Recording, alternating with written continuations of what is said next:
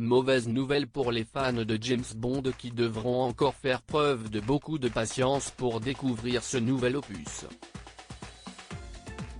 En effet, à cause de la crise sanitaire du coronavirus, des milliers de salles de cinéma dans le monde ont été fermées, ce qui a bouleversé le calendrier de la plupart des grosses productions.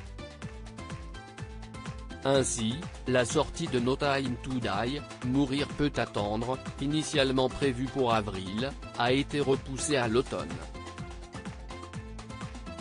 CIST le compte Twitter officiel du film qu'il a annoncé ce vendredi 22 janvier. Ce nouveau James Bond sortira donc dans les salles le 8 octobre prochain. Initialement prévu pour avril 2020, sa sortie avait été repoussée afin qu'il puisse être mondialement vu au cinéma, avait annoncé la production. À cause de la pandémie, il a été par la suite prévu pour novembre 2020 puis finalement avril 2021. Cette nouvelle annonce a donc beaucoup inspiré un internaute qui n'a pas hésité à commenter « Beaucoup de temps pour mourir ». Si cet opus est autant attendu, CIST aussi car il s'agit du dernier dans lequel l'acteur Daniel Craig incarne le rôle de l'Agent 007. Ainsi cela amplifie l'impatience des fans. Dans celui-ci, James Bond a quitté ses activités au sein des services secrets et profite d'une vie détendue en Jamaïque.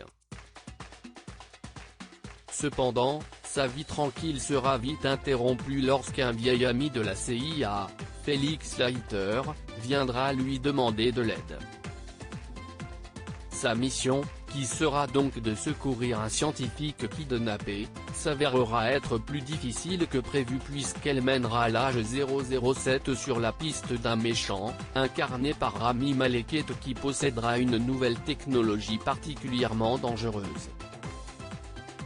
Dans ce nouvel opus, on pourra également retrouver Christophe Waltz, Ben Whishaw, Léa Seydoux, Ana de Armas et Lashana Lynch.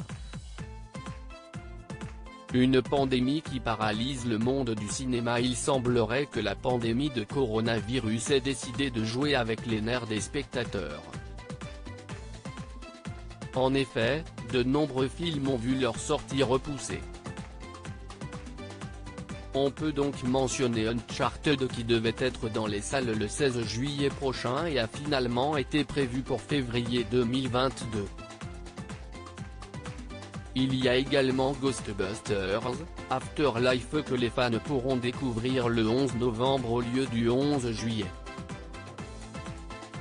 En espérant donc que ces nouvelles dates soient définitives et que les productions n'aient pas à les modifier à nouveau.